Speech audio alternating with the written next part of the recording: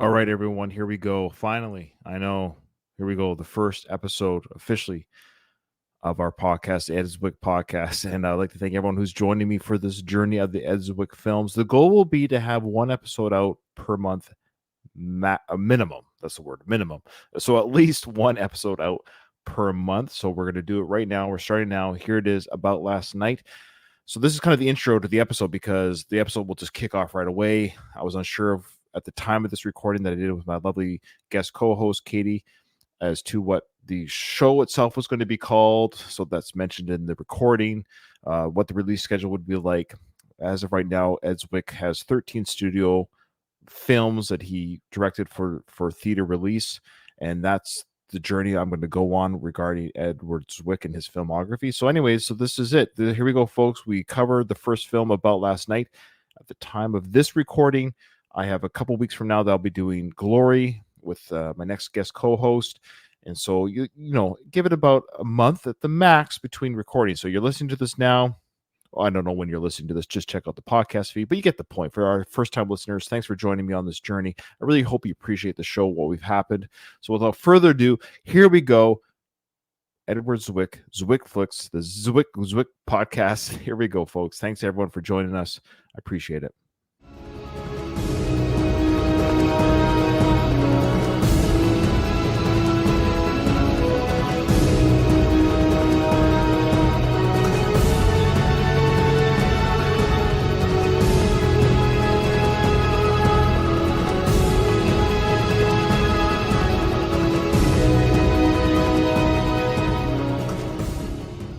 Well, I'm very excited to have with me today talking about Last Night. Katie, how are you doing today? Wonderful. How are you? I'm doing very good. So for our listeners, of course, I would suspect that there's a good handful of listeners, Katie, that are listening to this first inaugural episode of Edward Zwick and his filmography podcast that don't know who you are, don't know who I am. There's a good chance. So, Katie, why don't you say who you are in the realm of podcasting? Well, I'm very excited to be the first guest on whatever you title this podcast about Edward Zwick films. I get to spend every other week with you, Ryan, on the One More Round, the Rocky series podcast. You and Kyle and I have so much fun breaking down the Rocky movies. Big Rocky fan, obviously. About a year ago, almost exactly, I started another podcast about retro and nostalgia, and it is called Retromade, Your Pop Culture Rewind. And my first season, there's lots of movies in the first season, and I have dubbed Patrick Swayze and Kurt Russell the ultimate everyman. So it is a look back at their movies from the 80s and 90s with pop culture references of the time the movie came out thrown in. And you have been gracious enough to guest on my show a couple times. Thank you. Well, you're very welcome, and great summarization of what you do in the podcasting world. Yeah, we have a great time. So if you're listening to this series and you happen to be a Rocky fan, check out the One More Round podcast. Or if you're a retro 90s type individual who likes these movies from the 80s and 90s, well, check out Katie's Retromade podcast. Exactly, because Katie, the reason why I asked you to be on this first episode of this journey with Edward Zwick is this film just falls right into your genre of retro. Also, with the subject matter, I had to have a female guest co-host. Yeah, I needed that perspective, and I'm also excited that I don't think you've seen this film before. I think I probably have, but I had very little memory of it. Okay, like a cable rerun or something at some point in my life. But this was my first real, I'm going to pay attention, especially as an adult too. You know how Sure. Yes, we have different perspectives. Yes, of course. You know, it's funny. If you were to ask me, I don't know, actually 4 or 5 months ago, you know, what is Edward Zwick's first theatrical film? I would have been like, oof, I don't know if I know. Now, when I found out, of course, doing my research, obviously I wanted to see what his first film was. I think I'd heard over the years, of course, he did this type of film and this type of work. I talked about in my intro my journey with Edward Zwick and why I did this podcast. I don't want to repeat that. I was really intrigued and excited to delve into this type of film that he did. Quite frankly, this was the film he did before Glory. It blows my Mhm. mind because he goes from 1986's About Last Night to 1989's film Glory. We're talking two vastly different projects and scales and scopes of projects. I am not super familiar. I didn't know he also directed Legends of the Fall Mm-hmm. or produced Mm-hmm. it or maybe both, No, he right? directed it. So there's that, there's Glory, there's this, and then My So-Called Life. Did you ever watch that show, Ryan? I didn't, but he executive produced it, which means he probably helped create it and finance it. He didn't produce it or That's direct right. it. He didn't direct. Yes, that's correct. If anyone is Jared listening, Leto oh my and God, yeah, it's Claire the Danes. MTV show from the 90s with Mhm. Jared Leto, Claire Danes, AJ Langer. I loved it so much in like junior high. Jared Leto is just a dreamboat in that. So if there's any Sure. other, yeah. Claire Like, Danes is no okay. slouch either for the No, male. no, no, no. Well, she's amazing. I love Yeah, her. Like she's a really, great like actress. she's one of my favorite actresses. I love her. This movie, 30 something, that also was in the 90s. So Absolutely. he's a little seemingly all over. Like, how would you classify him genre I don't know if I wise? can. And that's what's fascinating about him. I'm glad you brought all that up. So thank you. Yes, he has his fingers in a lot of pies. He produced films like Traffic, I Am Sam, some big films, Birth of a Nation 2016, he executive produced some big films, very of Shakespeare in Love. He was a producer. Mhm. I guess as a producer for Shakespeare in Love, he must have Oscar for that. he must have an Oscar for that. I didn't even Mhm. consider that. 30 something was a series that he helped direct, write, executive produce. He was a creator of it from 87 to 91. I hadn't seen one episode of that series. That might be something to explore at a later time. Maybe even do an episode by episode review of that show because he would obviously that would be one of his big productions. But he did it the year after this film came out, all Mhm. about Last Night, which is very telling because what little I know about 30 something, I can see why he would connect the two type of projects about A natural progression. Yeah. right, the adult discussions, relationships, the heartbreaks, the triumphs, and all those things. I suspect the show 30 something explored those. Now he did do another show that he was a director, writer, executive producer, and creator of called Once and Again, that ran from 99 to 2002, that I specifically watched. At this time I would have been 24 when that came out. I specifically watched this series and quite enjoyed it because I was this time an Edward Zwick fan, having seen Legends of the Fall, Courage Under Fire, The Siege, and of course Glory. Those are the big films that I saw, all those in the theaters. Having seen those movies, he now does a television show. I'm like, yeah, dude, I gotta watch this guy's television show. And I quite enjoyed it. It was a really weird, quirky show in its own right, but I loved it. It's called Once and Again. But yeah, just talking about these glory days, so to speak. Yeah, these are things that he had been a huge part of at this time. Are you familiar with Family? I was looking at the IMDb. It's like his first I'm not listed, and he directed. It's a TV series from 76 to 1980. And it's crazy. it wasn't just like a one-hit, not a one-hit wonder, but it wasn't just a single season. So not the first three. So he didn't create the show, but he was, I think he did some work in that show. Well, I probably did this in my intro, that I am reading his book that he wrote, obviously. His biography called Hits, Flops, and Other Illusions. It's fantastic. And in fact, the reason why I started this podcast is because I started reading the book and I was like, man, I kind of want to do the journey with them. So when I got to About Last Night in the book, I stopped reading until I want to do the journey as he does it in the book. And I thought that might help it's a good listeners. idea. Yeah, I thought so. I hope so. But it's funny. I've already read about how he got this far into his career, and he talks about his time on Family. And I already kind of forget. It's so much information. Basically, connections he made, the experiences that he had. That he was. Long story short, he was offered the chance to do this movie About Last Night. So, and one of those things was actually, and I thought, well, do I do his TV movie? He did do a TV movie that he won an Emmy for, I believe. He directed, wrote, and produced it, called Special Bolton in 1983, so 3 years previous. But I thought, no, for this, it is going to be a limited podcast series because one episode will be one film, period. Unlike the Rambo films and the Rocky films that I cover on another podcast, no, I'm not doing multiple episodes on one film. This will be just one episode, one film. So I guess 13 films is what he's done for feature films.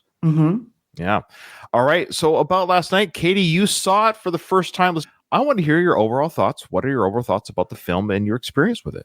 Firstly, this might surprise listeners. I am a woman that does not I do not typically like a rom-com. Romantic comedies are not my jam. I find them annoyingly unrealistic. Sure. There's a formula, and I think I get sick of that. But I will say that this one, while it is, I would classify it as a romantic comedy, dramedy. Dramedy. I was going to say, dramedy. I think dramedy's better. It's not romantic comedy the way, let's say, You've Got Mail is. Right. Or if Rob Lowe wasn't in it, I probably wouldn't have been as jazzed to watch it. So that's a draw for the ladies. And Demi Moore, they're equally gorgeous people. So you've got two gorgeous people. And then the supporting, like their respective friends are funny with Elizabeth Perkins. She's great in this, great actress. I wanted to bring those things up in that it really helped me. I did like this movie quite a bit, despite its being rom-com, because I think that the actors brought it and there was a draw for whether you're a man or a woman. There's somebody pretty to look at. Yeah. While it had all of the beats of your typical romantic comedy dramedy, it felt much more realistic and relatable. There were so many parts of this movie that I found relatable to. Everyone has had these exact experiences in similar ways, and I very much enjoyed it. I appreciate that. That's wonderful. I too was a little bit like, oh, I don't know. It's an 80s relationship film. I don't even know if I could classify it as a romantic comedy or even a romantic. I'd say dramedy is probably the best way. There's certainly humorous parts to it, but the way you'd find in any kind of typical drama show on TV, whether it's even ER or it doesn't matter, there's still some comedy beats or lighter moments. There were very few moments where I truly kind of would laugh out loud, but I got a kick out of course, came from the James Belushi character. Yeah, I was surprised by how good the film turned out for a first feature film from basically a TV director, somebody who only worked in TV at this point in his career, a young guy at the time, dealing with some big personalities. And we've got a story from his biography that we'll share later about one of those personalities. Edward put together a very good film. Now, it's a little long, and I don't mean long isn't bad, but I was like surprised by the length. It's just shy of 2 hours? Yeah. It's like hour and 45, hour and 50 minutes. But there's not any scene that's really a throwaway scene in the sense of there's a story. You could almost make a 2 or 3 part miniseries out of this. You could almost see how you could kind of get why Edward liked the TV format, because you'd be able to not drag out, but play out character arcs and storylines. So he really put a season one of a season almost into one movie. That's kind of what I felt like this was a TV movie in a sense, or a really long pilot to a TV show, because it was just grounded, realistic. It was a feature film. Yes. You could almost say it's like a 2-part opener of a series. You could almost continue with these characters. Really good way of putting it. I also wanted to point out one of the things that helped me really like it is I am a big fan of the city of Chicago, and it is set in Chicago, and they use the city. It's a character. I like it. Well, these old films, we don't see this anymore, Katie. Like this is 86. We are seeing Chicago as it was. There's no set pieces or designs. This was the 80s. The set design, the costumes, well, the outfits they were wearing, the way the city was. And I believe Edward Zwick was from there, and he was saying that he was shooting from parts and places that he knew. Elizabeth Perkins, this was her first feature film. She did plays and theater. She had an apartment in the area as well. So Edward and Perkins would hang out together and chill together. Yeah. So cool. Yeah, very cool. I suspect Jim Belushi is also, he seems very Chicago-y. Yeah, yeah, I think so. Definitely, from New York to Chicago, Jersey, whatever, that whole Eastern continental U.S. feeling that Jim brings. Now, we're going to get into the cast for sure. But before we get into the cast, let's just do a quick synopsis of what the plot is. Here you go. So in Chicago, Danny Martin, played by Rob Lowe, and Bernie Lickel, played by Jim Belushi, are friends who discuss their sexual escapades. Do you want to give it an overall discussion about the talk of sex throughout this film? I almost wish I was born a little earlier. This seems like the best time to be having these escapades. It's very mid-80s, they're young 20-somethings, although Jim is actually like quite a bit older than he's broad as a term. That I found hilarious, but it's also mid-80s, and Jim keeps saying broad. And you don't hear that term anymore. It's just they're carefree, single 24-year-old people having sex with people, just living life there on their own, independent. It's that. So I'm like, oh, that seems so like fun and carefree. I was 11 when this film came out, so I didn't quite experience the sexual escapades one would experience at 11. Oh, I hope not at this time. But I do remember that time. Obviously, I was, like I said, I was 11 years old in 86. I guess what I also like about this time was I was a big movie watcher at this age. So between 11 and 16, that era, well, between 11 and 20, I was renting videos from Blockbuster on VHS tape like by the dozens. This film escaped me at the time. But I love this time of movies, just the dialogue. It should be offensive in the sense they wouldn't write this dialogue today. The way they were talking about the fairer sex between the two guys, this is how men spoke. This wasn't even written to be shocking. You wouldn't say the things that they say today. Like I would be hard pressed to find anyone speaking this way about girls. But back then, this is how you talked about the broads, the chicks, So Danny, again played by Rob Lowe, meets Debbie Sullivan, who was played by Demi Moore, at a softball game, and they begin dating, eventually moving in together despite never being in a serious relationship before, either one of them. And then they navigate the ups and downs of cohabitation, including a pregnancy scare and issues at work. And their relationship becomes strained, and they break up after a New Year's Eve fight. They both date other people in the meantime, but Danny regrets the breakup. When they run into each other months later, they express regret, and Danny asks Debbie out again. When she rides away on her bicycle, Danny chases after her, hinting at a renewed relationship. So that plot alone seems is that empty? Does it seem like not much? Well, that's kind of the plot, but what's amazing is we see a year in the life of this boyfriend, girlfriend, and their respective friends within this relationship. So let's get into the characters, because when we talk about the characters and the actors who played them, this will bring up, of course, talking points regarding the film. First off, we have introducing to the big screen, we have Elizabeth Perkins, who I'm sort of familiar with. When I saw the name, I was like, Elizabeth Perkins, I know the name, but when I look at her actual credentials, she's one of those actresses where, I've seen her there. So I'll tell you my history with her. She was in the movie Big with Tom Hanks. Yeah, big one there. That was in 1988. Then, of course, she played, which I saw this in the theaters, The Flintstones, 1994. She played Wilma. Oh, did she? Yeah. Yes. Okay. Another film that I would have seen her in was 28 Days with Sandra Bullock. She played the voice Coral in the show Finding Nemo. I saw that in the theaters. She was in The Ring Part 2. I saw that film. But again, these are films I saw her in, but I didn't know this is like, she's been one of those people who has been in those things throughout watching films. But she had a big role, one of the main cast roles in the very popular TV show called Weeds. I loved that show. Did you watch? It's phenomenal. It's very good. It has been on my to-watch list since 2005 when it premiered. It's really good. Because I love Kevin Nealon. And I forgot he was in that. Yeah, I love Kevin Nealon. I think it's great that he's in that. I find the main actress who's in that, her name is Mary Louise Parker. I think she's adorable. It's a TV series that I've always wanted to watch. So she's in that, which I think is fantastic. Some other TV stuff she's done that I've seen her in. She was in a few episodes of This Is Us, which I loved and watched. She was in a show called Barry on HBO, which I love. Yeah, so this is what I mean. Like, she's just there. So this was her start. So, again, she played the best friend and roommate at the beginning of the film to Demi Moore's character. What did you think of Elizabeth Perkins in this film? She outacted Demi by far, I thought.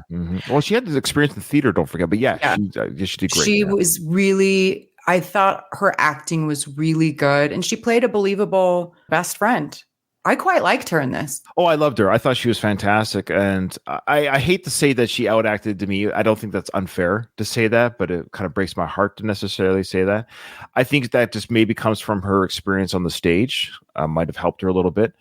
Not to say the stage is a better acting, but sometimes these theater actors and stage actors might come from it's a little bit of a stronger acting prowess maybe than a film actor. I think the rigorous schedule and the memorization of lines, because you're out there live, right? You have to have, But she had a great natural screen presence. The only flaw, and it's not her fault, was her hair was terrible. Her hair, I know. Because Demi had a lovely hair. Like, Demi's hair was fine. Like, it didn't look like 86. Like, you could almost pull it off today in 2024. But Elizabeth Perkins' hair, just like that perm, Lego hair. It screamed a 35-year-old mom from the 80s. She's, she's a pretty woman, and they're Yes. very young in this. So, like it's not that hard to be gorgeous when you're 24 or whatever. But I feel like they were Which is like, young, by the way, which Demi is is young for me. supposed to be the sexy one. I almost Sure. feel like they didn't want to have the best friend compete physically, Yeah, you that's a good know? point. Yeah, if you're talking about looks, I still find Demi more sexier. If Well, you want to get down yeah, to I it. mean, Oh, okay. yes, Okay. I agree. I Oh, just okay. mean they maybe uglied up And Elizabeth maybe they Perkins. gave her the perm. You're right. Maybe the perm was intentional. I don't know what Elizabeth Perkins' hair was naturally Yeah, before this yeah. movie. Good point. Maybe they permed it to make her more frumpy or librarian like. Yeah, because she That plays like a kindergarten teacher or preschool teacher or something. right. So she's established. She works with And kids. her clothes are all marmy-esque Marmy, good too. word. Yeah, good point. Yeah, she did great. So ages are important to me. And I'm going to do this throughout Mhm. all these films that I do, especially these older ones. I think it's always important to know their ages, that how they were acting in this film, especially the Rob Lowe, Demi. Do you know what their ages were? Demi Moore and Rob Lowe? No, but I know their characters were around 24. So they were playing older than what they were in real life. Oh, Interesting. that's Yes. unusual. Well, here you go. So Demi Moore was 23 in this film, Okay. and Rob Lowe was 22. Oh, he was younger. Okay. Yeah. So Elizabeth did great. Loved her. What did you think regarding her relationship with Demi when she became the girlfriend to Rob's character? How did you think the friend was acting the way she was, the way Elizabeth Perkins' character was acting? Do you think it was appropriate? Did you understand it? I'm glad that they kind of portrayed her as mean isn't the right word, but she wasn't afraid to verbalize her disappreciation for how Demi just dropped her.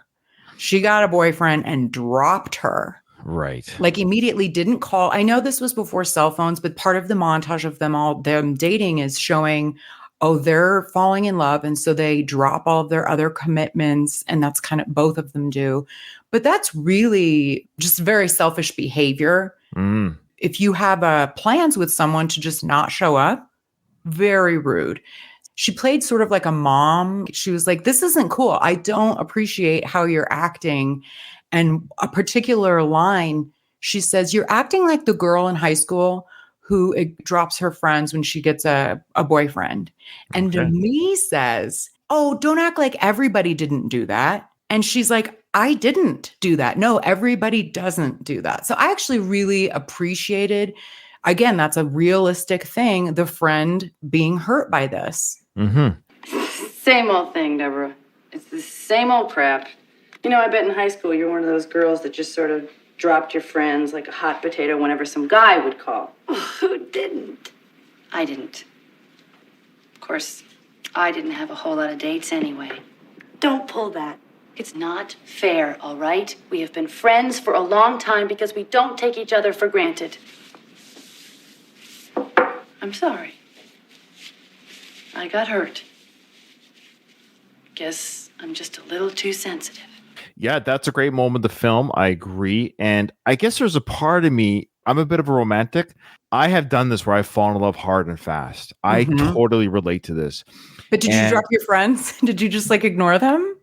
Ignore is a strong word, but I focused on the girl. Absolutely. Okay. Especially when I was younger. Obviously, I'm married now, but when I was younger and dating, late teens, early 20s. Yeah, it's a young thing to do, I suppose. I was like, the girl was everything, infatuated. Absolutely would drop everything for them. But I would never disregard my friends. Like, F you guys. Like, we'd hang out as groups and stuff, but definitely I would spend all my time with a girlfriend. Absolutely. If I had free time, it was like, I would then check with the girlfriend. Do you too have free time at this free time? Because we should hang out. Okay. So, yeah. So let's get to Jim Belushi's character. He plays Litko. That was his last name. It's funny that Rob's character, Danny, would always call his friend Litko, which is the last name. That's relatable. I feel like guys do that, right? Yeah, yes, I think we do. But speaking of pet names or nicknames, it was so his name was Bernie Litko. I guess Litko's a better name than Bernie, but it was pretty interchangeable. But a lot of the times when Danny would yell at Litko, he'd always yell at Litko. It did bother me when this was probably the worst part of the dialogue about the characters, and maybe this was done on purpose between Danny and Demi's character. Debbie was the honey. Keep calling each other honey. Now, I know that's a pet name that we do with each other, but even me as a married man, I don't even call my wife honey very much. I think it might be an 80s thing. It's an 80s thing. But I also thought it was I wonder if it was done on purpose because it was done almost too much. Like they would say, honey, honey, honey. If you had a drinking game, you're trying to say, honey, you'd be drunk by the end of the film. This is their first time in a real relationship cohabitating. So you think they were trying to be adultish about it? Yeah, a little bit. I think Fair. maybe. Okay. I think honey is very 80s. I recall my parents calling each other honey. Okay. I think I like what you're saying there. They were playing mom and dad a little bit. Mhm. They were trying to accelerate their Play adult the life role. now. Yeah. Honey, dear sweetie. Yeah, fair enough. Okay. Jim Belushi plays Bernie Lyko. Now, he was pretty much an established, a lot more of an established actor. His film just before this one was Oliver Stone's Salvador film. I don't know if you've ever seen that movie. I didn't. Oh, that's very Is it good. good? Okay. Yeah, it's funny that we're talking about. There's certain directors I really love. I almost wanted to call this podcast maybe the directors and have like a series of like. Well, Ed that's your Zwick. next one. That's your next one. No, I'm not even joking. Oliver Stone. There's certain directors that I watch their films because I like them as directors. And then each season could be a director, eh? The time is recording, folks. I haven't titled this podcast yet because I kind of like what I'm doing here with this because there's other directors I like too. Another one that I like the same is Michael Mann, for example. So there's certain directors that I like them as directors. Yeah. You have a favorite? Probably at the end of the day, film for film, pound for pound, Quentin Tarantino gives me the best entertainment. Okay. Yeah. There's certainly stylings that I like that other directors that he doesn't do. Like he doesn't do these type of epic type films like Glory and Legends of the Fall and Michael Mann's Last of the Mohicans. Don't get me started. See, there's just, okay. Mhm. Okay. James Belushi, of course, the brother of John. He did quite a bit of films at this time. He was in Trading Places, Salvador, The Man with One Red Shoe. He'd done a lot of films. He was certainly more experienced, and he brought that experience to this film. He perfectly played the type of friend you both want to punch in the face, but you're kind of glad you have it. He Yeah. was irritating to watch, but entertaining at the same time, which is what I think that was the idea. At first I thought, oh my gosh, is this Jim Belushi being Jim Belushi, or is this the character, or a bit of both? Mhm. You get what I'm saying here? Yeah. I think he was loud and abrasive and obnoxious, but then that was perfectly what that character needed to be. Jim plays Jim. Every movie he's in, it's Jim a little bit. He's never like a draw for me. I'm never like, oh, I'll see this movie because Jim Belushi's in it. But he really brings it. I very much enjoy Jim Belushi. He's kind of one of those, he's sort of like Elizabeth Perkins in that they always bring good performances. They're never the main or they're the best friend. They're the supporting, but he's funny. He's Chicago-y. I thought he was great. And he was able to, through his character, because we wouldn't like Danny if Danny were to say some of the things that Bernie says, and we're supposed to like Danny. Well said. And it's funny, I'm sort of semi-watching just because I have it on my Disney Plus account, and I kind of like watching older sitcoms, and I'm watching According to Jim, his sitcom, and it's horrible, but I watch it because I kind of am in love with Courtney Thorne-Smith. I think she's gorgeous, and I've always enjoyed her from Okay. Melrose Place. And, she was. and Ellie McBeal. I liked her in both. Oh, that's right. So Yeah. I've always enjoyed Courtney Thorne-Smith. So I'm kind of watching it because of her. She's been in a series that I've enjoyed before. So I think I'm watching. It's funny, Jim Belushi, he's kind of irritating, but I kind of don't mind it. It's hard to explain. And so when I watched him now in this earlier film, 10, 15 years before he did According to Jim, I'm like, okay, this is just who he is. This is kind of who Jim is. It's okay. Like, I think he's harmless. That's the thing. He's abrasive, but he's harmless. He definitely has a bark, but he has no bite. He's the sad friend inside. He talks about, of course, the film opens up with very crass talk about girls. It's over the top, and the story goes on all night. Like, it's oddly cut because they're in 4 or 5 different locations, but the same story continues. It doesn't make sense. I don't know if you caught that. He's telling this long story about this girl and the escapades about last night. So the story keeps the same, but the locations keep changing. So, and he's yelling the story on the subway, at the pub. You're kind of embarrassing because you not talk so loud, but maybe we all have that friend who talks a little bit louder than they should. And everyone's like, can you not talk so loud? Did you see them friendshipping maybe a little bit, Elizabeth Perkins' character and Jim's character by the end of the film? Did you see that coming? Or is that too cliche? That they kind of hate each other, but now they're like, maybe we're going to be friends or hang out or a little. It's the beats. The friends of the two mains hate each other, and then they either end up together or they end. It is very cliched. I did see it coming. But was that a common even back then in '86? I don't know. Like, was that a trope? I wonder if it's all kind of borrowing from this or maybe similar movies. I'm sure there were similar movies much before '86, but sure. I liked it. It was clever. And what was good about it, we didn't see them kiss. We see them say at the end of the film, you know, they're at the pub and say, let's have a dance together. And Elizabeth's character smiles and says, sure, you know. So even though they hate each other throughout the film, we see sequences like that. At the end of the film, they're at least cordial and friendly with each other. Okay, now let's get to Demi Moore, or Demi Moore, however you want to say it. Now, here is an actress that I, of course, know very well. I never have seen a film because she's in that film. I've always found her absolutely gorgeous and stunning. Mhm. I've loved her raspy voice, and that was one of the reasons why Mhm. she got cast for this, was because Eswick and the casting department just loved her. Her looks was one thing, yes, but they loved that raspiness in her voice. That's a selling. She has built a It's her career. signature, yeah. Yeah, she's built a career out of that. Now, of course, she blew up because of Ghost, but believe it or not, it was about last night, this film, that actually got her probably that role in Ghost. Yeah, she was a Brat Pack member, as was Mhm. Rob Lowe. And they had done St. Elmo's Fire together the year before. Was It was that the film 84? before. So, yeah, Rob Lowe and Demi Moore were both in St. Elmo's Fire just the year previous. So, two big films back to back. Yeah. Yeah, I like her. I don't have anything against her. She's not my favorite. I don't think she's like the best actress in the world by any means, No.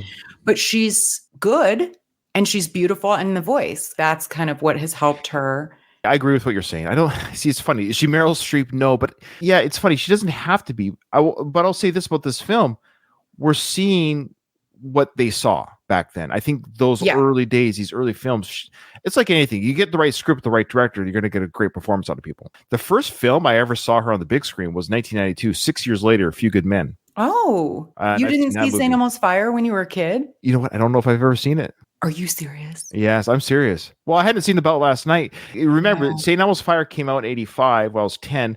And at this time, I'm watching Rambo. I'm Yeah. watching action films. When I'm a teenager, I'm watching T2. That's and then true. like science fiction films and things like that. So I don't know if I, as a teenage boy, I had to rush back. Now, as an adult, I would love to see St. Elmo's Fire, and that might be another movie for another day. I don't know if you ever do any retro made podcasts. I don't know if you're going to have. Well, it is going to season. be in it. It's definitely, it will be in a future Retromade season. Now, John Hughes directed a lot of the Brat Pack. Right. I've seen a lot of those Kids. films, of course, 16 Candles, Breakfast Club. So I've seen those films, funny enough, but not the St. Elmo's Fire version of. The same people kind of in a lot of movies in the mid 80s. And so I kind of grouped them together. Spoiler alert, John Hughes is going to be my second season. Oh, yeah. Fantastic. But it's so 80s. But anyway, St. Elmo's Fire and a lot of those Brat Pack movies, that's the types of movies that I was watching as a kid. We had them Mhm. taped from TV on our Oh, sure. in the Memorex thing.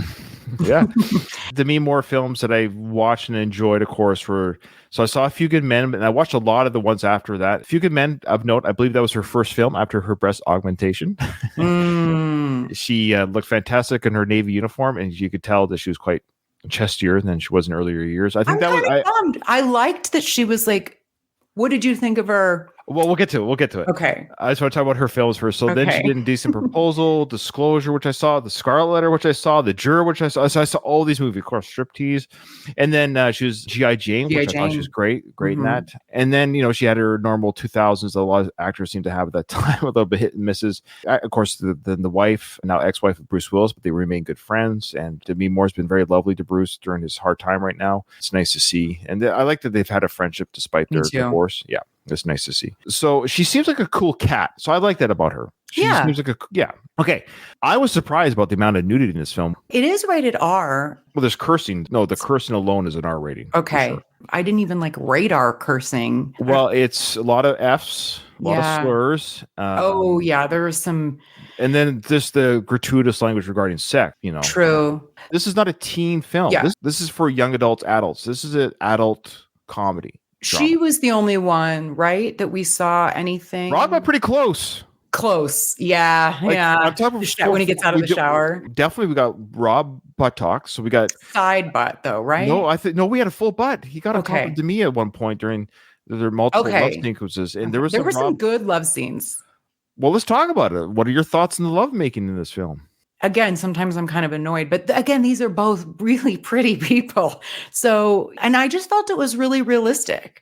Like the Yes. type of sex, the scenes, the shower, them they can't get enough of each other. It's new love. Yeah, It's that's right. I loved it. They're young, so they're 23 and 22, or their characters are 24, but they're young adults, both gorgeous people. They're having a great time with each other. And that's the whole point of this film, Katie, is that they mistook lust for love. Yes, good point. But then lust can turn into love. It's the endorphin fix. You know what? The reason why people cheat, it's not because they don't love their spouse sometimes or their significant other. It's that there is a true chemical that actually is produced that feels good. Something new or something else. Something like that. I don't know what it's called. I'm not a doctor. A smarter podcaster would have this ready to go in his back pocket. But the reality is that, and I'm not condoning, or I'm just saying the reality is there's a drug, and it's just like when you smell pizza, you want to eat it, or whatever you're thinking. It's like, even if you're not hungry, something could smell good. Oh, it smells so good. There is a little drug called evolution. That's how the human race propagates, because you want to, men especially, because we're the seed spreaders. If you want to get back to 10,000, 100,000 years ago, that's the idea. Is like, imagine if sex didn't feel good, we wouldn't do it, and the population wouldn't grow. It's like, oh, this is such a chore. There's a chemical that happens when something new is presented specifically to a man, where we chase after that. So I say all that because, in this film, they're absolutely in lust with each other, but then they want to grow up very quickly. And now we have to do the next thing, move in together. You're here all the time. You know, they had a pregnancy scare. What do you think of the pregnancy scare and the conflicting emotions with that scare? It was different than I thought it was going to be. I thought he was going to immediately have like this sigh of relief, because she doesn't let it linger. She tells him, but it's negative, I'm not, or something, pretty quickly. Yeah. I feel like what's typical is the guy is like, whew, and then that hurts her feelings. But he doesn't. What does he say? He's like, well, how do you feel about it? Or what do you want to do? Or this is something I cannot relate to, because there is no world in which I would be happy about a pregnancy. But I feel like most women, even though it's unwanted or unplanned, there is something that they are like, oh, and then they're disappointed a little bit, even if subconsciously. So I think that's what happens. She's a little disappointed by it. Hi, honey. It's a weird looking pregnancy test. Yeah, it is weird. Something wrong? No, it's fine. Don't worry, you're not a daddy. I'm not. Was I? No. I was late and I was worried, so I just checked it out, and I'm not. So relax. I thought we were being really careful about this. We were. I am. I was late and I was worried that I was pregnant. But you're not. No, I'm not. Oh, okay. Great. Yeah, I was wrong. Well, now I'm like, you jerk off. But I feel like in the 80s, like, clearly she's the one responsible for the birth control. So that annoyed me, but I don't know. Is that what I got? I just thought they said we were being careful. And then maybe she's on the birth control pill, maybe, and he's not. Yeah, or a diaphragm was probably a thing that was a thing in the 80s. Right. So but she said, I am. So it made me think, oh, it's on her. Okay, fair enough. I wasn't thinking those terms. I was thinking, Dan, we'll talk about Rob's little character in a bit, but we'll have to say this now. I think what I liked about his character was he was very, naive is not the word. He's very childlike, and there's actually a sweetness to him. Very. Yeah, unlike his friend, he's more sweet. He doesn't really want to talk crass about girls. He kind of lets Litko do it. Jim's character, he engages in it, but he doesn't talk the way his friend does, even though his friend keeps trying to egg him on to do so. There's a sweetness to him, and I think ultimately, had she been pregnant, he would have been like, okay, what do we do? He wouldn't have panicked and ran away. He was relieved in the sense like, okay, we don't have to deal with that necessarily, but he's like, oh, okay, well, you're not, because we're being careful. And then Demi's character was like, well, yeah, I'm glad we don't have a kid. And I think it's just that normal, had she been pregnant, she wouldn't have been upset either. But thank goodness they weren't, because it would have been the wrong time. You know, they weren't ready for this yet. There was a small part of both of them where it wouldn't have been crazy had this happened. They were kind of in that state of mind or stage where had a baby enter the picture, they both weren't going to run away that moment. I agree. I was remembering it more so he was very clearly relieved, and I think that kind of pissed her off because she walked away angrily. He's kind of, okay, cool. Nothing. Oh, he was, but she took it as like, that's right. Yeah. He should have said, well, had you been, we would have figured it out, honey. Mm-hmm. But you're not, so That's okay. You know, there might come a time in the future where we can discuss that, but we weren't discussing that right now. But he just kind of, oh, okay, like a little kid almost, where she took it as like, you don't even want to say anything about this. And yeah, you're right. So she was like, could we at least talk a little bit what it could have meant? And he just didn't. He just like, well, why is she upset? Because we weren't planning on having the kids. So that's very the man and woman way of thinking things. Yeah. You know, men are about fixing things. Women are about talking about what it could. Yeah. So there's nothing to fix. So as far as Danny goes, there's nothing to fix. We can move on with our day. Okay. Speaking of Demi's nudity, it was funny because I've seen the movie Striptease and I've seen her, quite frankly, she showed it, what she looks like with the augmentation. It looks great, but it's interesting seeing her all natural at the age of 22 here, which is so weird to me. I feel so weird. I'm 23, you said. 23. She's 23. I'm 25 years older than her character in this film. So it's kind of weird for me. Like I'm looking at a 25-year-old. I don't know why that's weird to me as I get older. Plenty of men your age date 23-year-olds, but I guess they do, but I don't think I could. Katie, no. And I'm glad to hear you say that. Yes, she's very pretty and stuff, but look, she's the same age as my kids. Yeah. What do you have in common with her? Yeah. Nothing. It would just be the sex, of course. That's what men do, and that's fine. It's all consensual. Knock your socks off. Anyway, so the point is, she looked very young, but she was very pretty. And I kind of get it. I'm not a female, but I can see her as an actress kind of being like, they're a little small, whatever. I don't care. I think she looks great. She's obviously, she's young and fit. She's always been fit. Demi Moore's always taken care of herself. So good for her. I think she's fine either way, but I kind of get why Demi thought she might have wanted to do it, and she did. And I don't begrudge her for it. They're not over the top size anyways. So, well, at the time she did it, I can see there being a lot of pressure for her. This is 90. She did 91-ish competition, and which is weird to think that's only 5 years after this film. Yeah, it's a little different now. There's less pressure for women to augment their bodies. It seems like that. Yeah. I don't hear about it anymore. But the 90s was a big time for that. Yeah. Do what you want to me, but I can kind of see why she felt that pressure. But I really appreciate seeing natural women on screen now. I will just say this: a woman who is a small frame and very thin, it's extremely unlikely for them naturally to have large breasts. That's the way it goes. But when it happens, that's fantastic. I'm just having fun. You know what I mean? Right. But they're more likely to be gain weight than later. That's right. You know what I mean? That's right. Yeah. No, that's fair. Look, I get it. If there was augmentation for men, who knows? I understand. There is, I think. No, I think there is no real penile. To be honest with you, there's real. Not that I've investigated this. I'm just saying, it's not the way it works. For women, it's pretty like, what size do you want? For men, I think there's a whole other. Yeah. Okay. It's kind of scary too. Okay. So now we're saving the best for last. But let's be honest, Rob Lowe. What's your history with Rob Lowe before you saw this film? I have always been a fan of Rob Lowe. Oh, okay. From what shows or what films? What oh made you a my fan? Gosh. Yeah. I mean, just Brat Pack, Rob Lowe. I love him in St. Elmo's Fire, even those characters. He was not that different of a character actually from this. Plays Billy. He's a guy named Billy Hicks in that film. Yeah. I haven't seen St. Elmo's Fire, and I still haven't seen Youngblood, by the way. Youngblood. I was just going to mention Youngblood. I'm covering on this because Patrick Swayze is in it too. But I grew up watching St. Elmo's Fire. I grew up watching Youngblood. I'm drawing a blank on some of his other things from the 80s. Well, did you see him in The Outsiders? Oh, The Outsiders. Yes, oh my God. Well, he's really young. That was probably one of his first roles. He would have been probably 19. Only 19. Yeah. And he's just gorgeous. And I posted actually a picture of the Outsider boys as kids when they were kids. And, most kids, when they get weird teeth and, it's kind of most kids go through an awkward stage. Let me tell you what, Rob Lowe and Patrick Swayze, no awkward stage. They were just gorgeous from birth. I loved him in Parks and Rec. Once he got older, he started playing like comical Wayne's World. I only knew of him because he's Rob Lowe, and of course he had that scandal with the sex tape. Oh, I forgot about that. Oh, how could you forget about that? I feel like I was maybe too young to really make a big. I don't know. Okay, so it happened in 1988. So this was 2 years after this film. So he was 24 years old at the time. There was a sex tape of him having sex with two women. Tara, who was 22, and her younger friend, who was 16.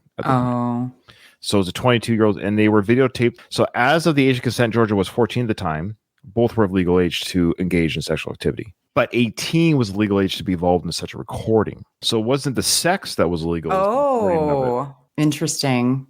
He's known to have been on coke a lot in the 80s. sure. Like, have you seen him? I mean, everyone's throwing themselves at him. Not that I condone like No, being a dickhead, but like, he was 24, the girl was 22, and they brought their friend who was 16. It was legal. So the sex was legal. So if you want to get down to brass tacks, I'm not condoning it either or condemning. I'm not doing either. I'm just saying they didn't distribute the tape. They didn't sell it. It was filmed. okay.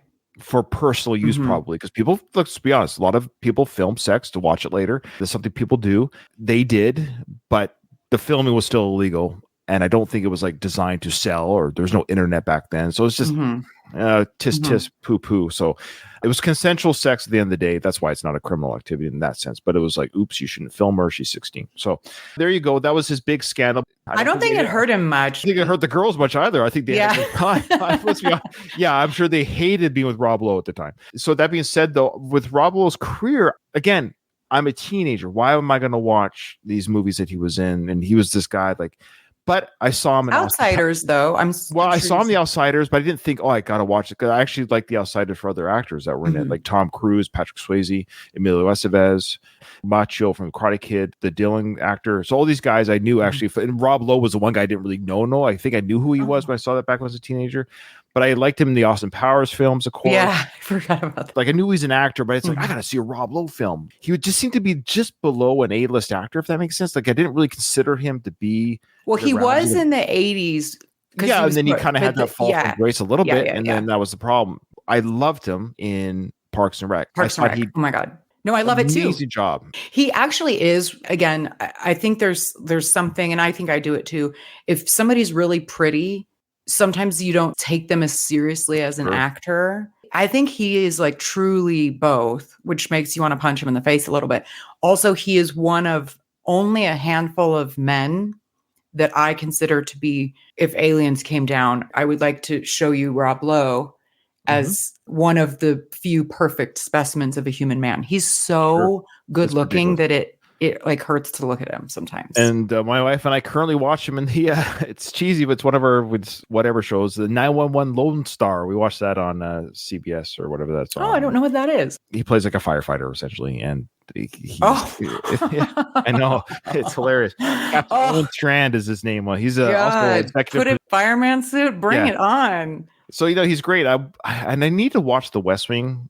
I never watched that either. Something I should watch, even though it's kind of aged now, but I do love politics, actually. So all that being said, Rob Lowe, loved him. And what I will say about this film, since we're talking about this film, but I suspect people listening to this episode would like to know our thoughts on the actors, of course. I was truly impressed with this young man. He's 22 at the time, with his acting, the character they portrayed. I thought Rob Lowe was absolutely outstanding in this film. Outstanding. I'm glad to hear it. I do not disagree. He has like a couple podcasts. Who doesn't? But like, I think he's a great guy. I don't know if I'm interested enough to hear him talk about certain, maybe the Parks and Rec one that I think he does. But yeah, I thought he was truly fantastic, and I could see why he was who he was at the time during these days, these early days. He looked great. He acted great. He played that innocent, kind of naive. I'm just glad that by the end of the film, it looks like they might be together. Like, because it's like, are you crazy to me? Well, how could you? And I get why Danny couldn't let her go. I would have been smitten by it. If I was 22 and I had Demi Moore as a friend or girlfriend at the time, I would have been smitten. I would be like, I don't want to let her go.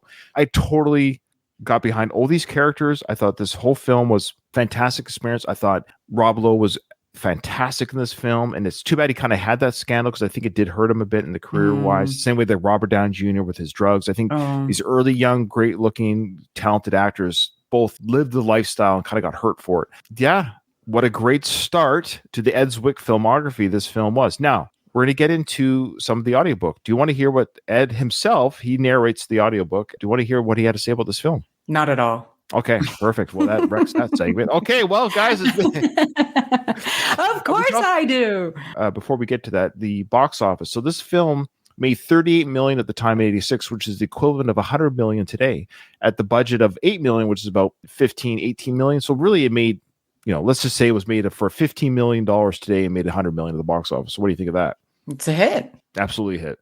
I haven't got to the part of the book yet, and I'm really interested to hear how in the world he was offered the movie Glory. I just don't get the segue. So I can't wait to read that part of the book, and we'll get to the next episode.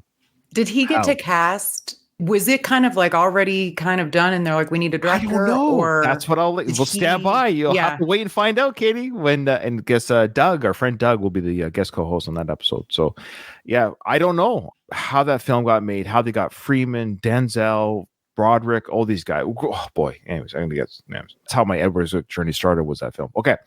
What we see with this film, what I think Ed did was an amazing job with the character development, with the wrangling of his actors, getting these people together and having them have these real feelings and really relationships with each other on film, because I think that translates to the Glory film, where you have all these multitude of characters again that you're able to follow their storylines and feel invested with their characters. Now, of note as well, some trivia here.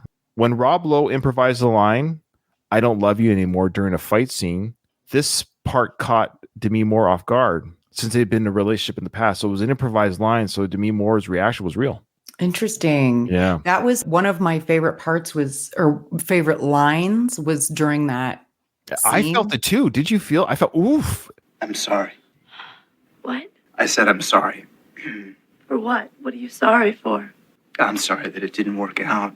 I need some time. What? What the hell is that supposed to mean? You know, you started out real strong and now you're finishing like a wimp. Why didn't you just quit while you were ahead? Yeah, that's what I'm trying to do. Oh, good. Let's see your face on that one. Do you mind? Good. Because I think we've been in the dark long enough. I know why I'm leaving. What's your story? What killed it for you? The radical change in your lifestyle? Decided you wanted to travel light? Oh, come on, Debbie. Or was it just that you were afraid that somebody better might come along and you would be stuck with me? Look, why can't you just see this for what it is? And what is it? What it is. Nothing more, nothing less. Oh, what, two people committed to screwing until they get sick of each other? That's so great. That's really special. Look, I don't want marriage. I don't want kids. I don't want to be tied down. I'm not happy. I don't love you anymore. Fine. I'm gone. It's done. And you can go back to doing whatever you want to do. With whoever you want to do it with. And whatever office you want to do it in. Hey, you leave here knowing one thing. I never fooled around. Not once. Well, let's just give the boy a medal. Forgive me. I love it. Okay. Boy, so it's tough to turn it off. That's a great scene. Powerful. Like, you feel that fight. I think we've all been there to some degree. And the dagger that your trivia that you brought up that she didn't know was coming, but that was really good acting. She felt the dagger to hear he doesn't love you anymore. Ugh. The thing I really took note of, and I've never really heard it put this way, but it's really what dating, monogamous dating is. We're committed to screwing until we get sick of each other. I know. I'm married, and I'm not one. I don't have any words of wisdom or any, whether you want to be married, want to be not married, it's not the issue. But I said, when it comes to marriage, this is what I will say, because I've been in marriage for a while now. Like, it's not about the sex. It can't be. The magic of that goes away. So kids, life, bills, mortgages. But I'm with my best friend. Like, Mhm. Becky is my best friend, and she's my partner. And this is a real life. That's what they call them, life partners. I want to be dead and buried next to her type thing. And when they're young like this, and that's what he's kind of saying. Like, I don't want to be tied down. I don't want kids. I don't want marriage. I want to. Yeah, he's saying that, but he's almost saying that because he feels like he can see himself with her, and it's scaring him a little bit that this is it. I've already found my girl for the rest of my life at the age of 22 or 24. I want to live a little more first. Sure. Yeah. I feel like what happens when people get married, if that was 10 years later or even 5 years in the 80s, so let's be realistic, 5 years later, they would have got married. I know. It's about meeting the right person at the right time. At the Yeah, right sure. time. Yeah. I think I have met people at the wrong time in my life. I think if we look back at our Yeah. history, it's okay to say that I've met some great people at the wrong time. Yeah. And yeah, that's just the way it goes. Yeah. A good representation of realistic relationships. So that Yes. was a big plus for the movie. I love the smoking indoors too. A lot of smoking. 80s. indoors. 80s. There was also a line where Perkins' character said, "Oh, Danny doesn't smoke." They're talking about the Thanksgiving, like Danny doesn't smoke, so that's why she had Demi Moore's character hadn't had a pot in a while, but he was a smoker. It was a weird. Well, she meant he doesn't smoke pot. Oh, I thought it just meant smoking in general. So, okay. No. All right. Okay. Of note, Roger Ebert at the time gave the movie 4 out of 4 stars. That's Yeah. high. Yeah. Now, Demi Moore's character sleeps with her boss in St. Elmo's Fire as well. I took note of that. I'm like, I feel like she sleeps with her boss in every movie she's in. Do you want to talk about the age gaps too? So the actor that played her boss, now I know it's just the actor, but again, he was significantly looked older too. So I think he was 37 as an actor. Yeah. But he was mid 30s, 15 years older than the character. But yeah. Same sort of deal. Like it's that type of arrangement. It's not for love or, you know what I mean? Like when you're sleeping with your boss, he's probably quite a bit older than you and you're looking for something out of it. Other notes here, casting choices. Phoebe Cates auditioned for the role of Debbie, that went to Demi Moore instead. Now, I will say this. I wouldn't mind seeing Phoebe Cates that naked all throughout the film. I bet. She's a little bit bustier. I'm just fooling her. Yeah. She is. She's a little bit bustier, but funny enough, I still think Demi Moore is a prettier face. There you go. And she's slenderer. Slenderer, yeah. Also, this film was based on a play by David Mamet. And it's going to come into play when we get into Edward Zwick's biography, so we'll save that for later. But it was based on a play. Yeah. Did you know that? I read that before we started recording, but no, I did not know that outside of this. Yeah. Speaking of other casting choices, Julia Louis-Dreyfus also auditioned for the role for Elizabeth Perkins' character. I could see that. Yeah. Yeah. Interesting. That would have been interesting. Now, there was a rumor that Demi and Rob's sex scenes were filmed. Some of it could have been real. I think that's fake. I don't think that's real at all. They just looked so comfortable with each other. What do you think? Do you think any of it could have been real? Well, I mean, real in that they weren't worried about bits touching and, you know, like I don't think there's actual, I forget which actor it was, but there was an actor, and I forget who it was, but they were saying during one of the love scenes, and they spoke to their actress. And I think they either say this to every actress they do a love scene with throughout their career, but the actress said something to the effect of, "I'm sorry if I get turned on, and I'm sorry if I don't."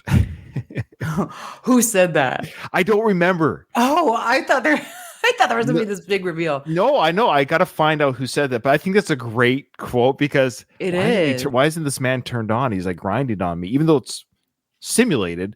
Mm-hmm. If I'm on top of a pretty girl or one's on top of me, though it's just filming. So that's what he's saying. Like, I'm sorry if I get turned on and I'm sorry if I don't. I can see both happening too. Cause like, I don't think it's super sexy. Especially if you're Rob Lowe, you're 22. You know what I mean? Like, Yeah, them for sure. But I can see it also being like the most unsexy thing ever. But my understanding with sex scenes too, they do empty out as much as they can. Mm-hmm. Cast and crew, it's just like the director and I do buy that Rob Lowe and Demi were not into it. You know what I mean? They're amorous kissing and like that could have been. They didn't have to act too hard, is what I. Yeah, you're absolutely right. The film's 4 leads underwent 2 weeks of intensive rehearsal, including improvisations to strengthen the rhythm and timing. Okay. Yeah. All right. So without further ado, let's get into, this is how all the episodes are going to end, folks, is we're going to get into Edward Zwick, his voice himself, and hear what he has to say about the films that we're covering as we go through these films. Here we go. We'll comment on each pause break, and that'll be the end of this. Okay. One day while filming About Last Night, I got into a pissing match with Jim Belushi on the L train in Chicago. I wanted him to begin speaking the moment the doors open. That would help the timing work. For some reason, he kept waiting until they closed. I got upset. We were running out of time. We were losing the light. And after each blown take, and there were many, the train would have to make another loop all around the city. Finally, I couldn't take it any longer. In the middle of a take, I yelled, "Cut!" Belushi turned to me and bellowed, "What the f*** did you do that for?" "Because you didn't take my direction," I said. "Why the f*** should I?" he said, refusing to back down. "Because I'm the f***ing director," I yelled back, without considering what a stupid thing I'd just done. The train doors opened and Jim stormed out, muttering, "F*** you." I followed, and as we stood on the platform shouting, "F*** you, no, f*** you," the train sped off for another loop. With it went the crew. I remember the producers' horrified faces pressed against the window as they disappeared into the night. Did I mention it was snowing? The deserted platform was suddenly quiet. After a few more "f*** yous," we were running out of dialogue. I stood there, snowflakes blurring my vision, feeling lost and disoriented. Is this how it all ends, I wondered? Was I going to be fired? Was it possible my feature film career was over before I'd finished the first week? Maybe I'd never work again. Suddenly, I heard myself say, Jim, I'm scared. If we fall behind, I'll get fired. Maybe they'll fire us both. He looked at me. Oh, don't worry, he said. I got ya. And he pulled me into a bear hug. I buy it. Like, Yeah. none of that is surprising, I guess. Story. Oh, I love that story because I can see Jim Belushi acting this way. Mm-hmm. You know, kind of taking advantage of this young new director. This is his first film. And the director's like, I'm trying to give you direction. There's a reason why I'm doing this. I'm trying to give you direction. They, F you, this. I love that moment of Ed's like, dude, I don't want to get fired from my first job. Can you just please? I need. And then he's like, yeah, I can see that Jim. And that's the Jim character. Remember, he's so gruff and weird to his friend in the movie. And they, you want me? I'm just joking around. I'm just fooling. It's almost like that's Jim. Yeah. It is nice to hear that it took that little bit of, take the shield down, and then Jim sees you for who you are. And, you're on a human level. Yeah. That's right. Yeah, absolutely. Okay. Next story. From that moment on, Jim was my greatest ally, and his performance was brilliant. To this day, I don't know how I came to admit my fear as we stood cussing each other out in the snow. I do know, at that moment, I learned something that served me ever since. I had believed a director had to be an authority figure. Okay, that's the end of the first story. There you go. Now here's the second one. About Last Night turned out to be the right choice as a first movie. Tim Kazurinsky and Denise DeClue, two Second City alumni, had written an adaptation of David Mamet's Sexual Perversity in Chicago. Now, Tim, the first screenwriter there that adapted the play, we should have said, remember when Demi's character and Elizabeth Perkins' character went on that double date during the breakup at the end of the film? There's that other older gentleman that was really weird with Demi's character. Mm-hmm. That's Tim, the screenwriter. Oh, really? Yeah, he kind of looked dorky and weird. He was also in the Police Academy films and on Saturday Night Live at the time. Oh. Yeah, his name is Kazurinsky. That's right, Tim Kazurinsky. So yeah, he's got a very unique face. And once I saw him in the movie, it's like, I know that guy's face. He was on Saturday Night Live in the 80s and the Police Academy films. So he's been around. This guy. Kind of funny. Yeah, I love those little weird connections that he also co-wrote this film. That's weird. It was also the first film for Stuart Oaken and Jason Brett, two Chicago theater producers who became lifelong friends. At one point, they had Jonathan Demme attached to direct. Well, that would have been interesting. Jonathan Demme directing this film? I don't know who that is. My understanding, he did The Silence of the Lambs. Oh, okay. It was my good fortune that he hadn't stuck with it.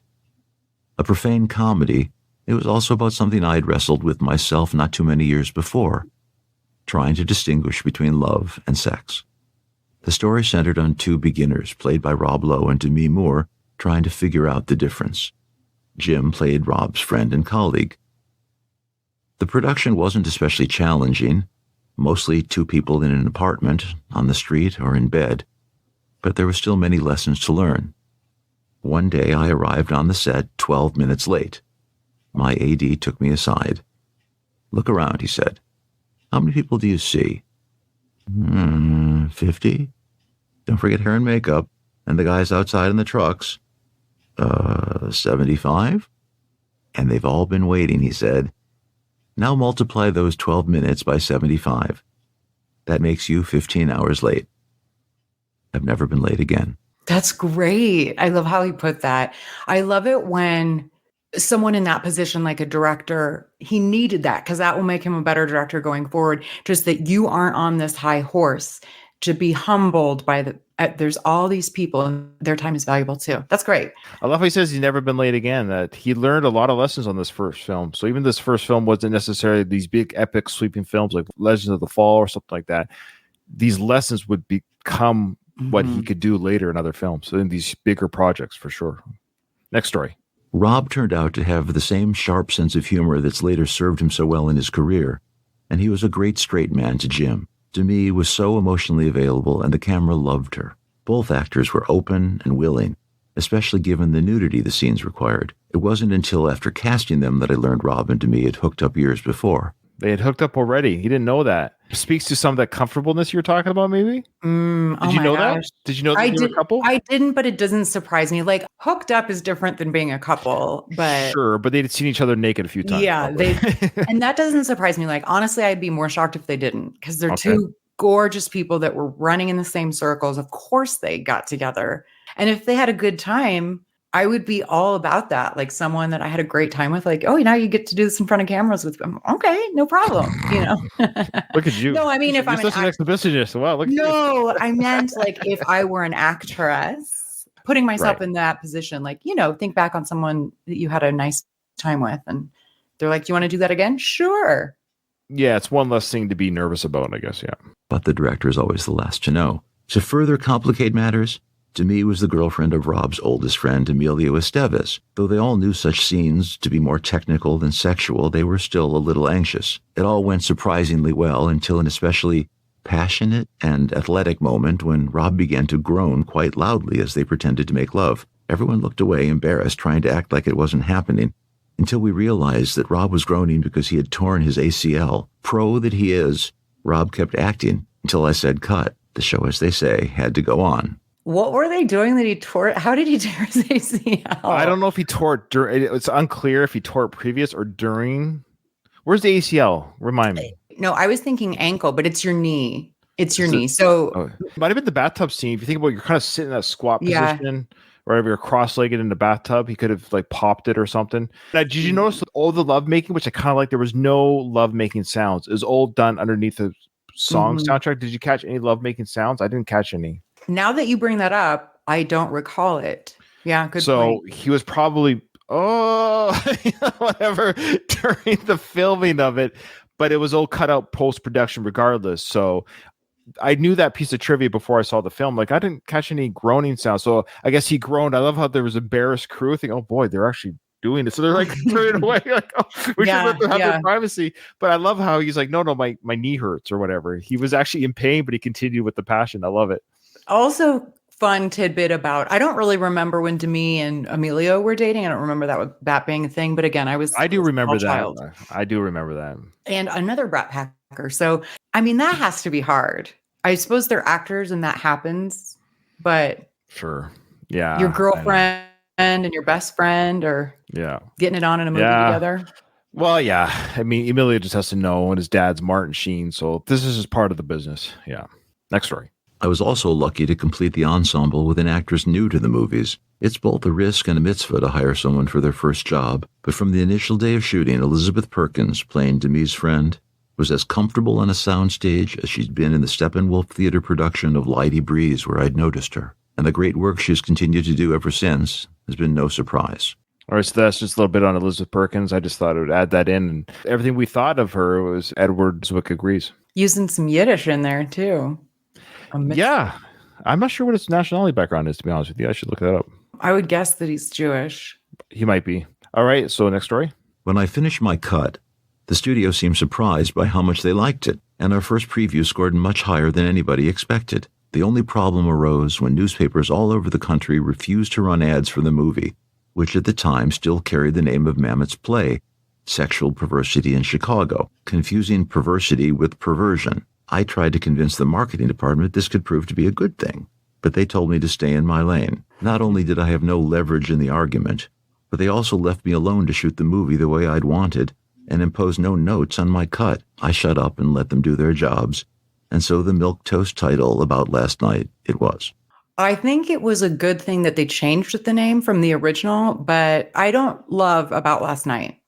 That's what Edward feels. He doesn't like that either, though. And it's one of those weird ones where, oh, look, they said the title of the movie in one of our pieces of dialogue. It's one of those because they mentioned it a couple times right at the beginning of the film. About last night. Tell me about last night.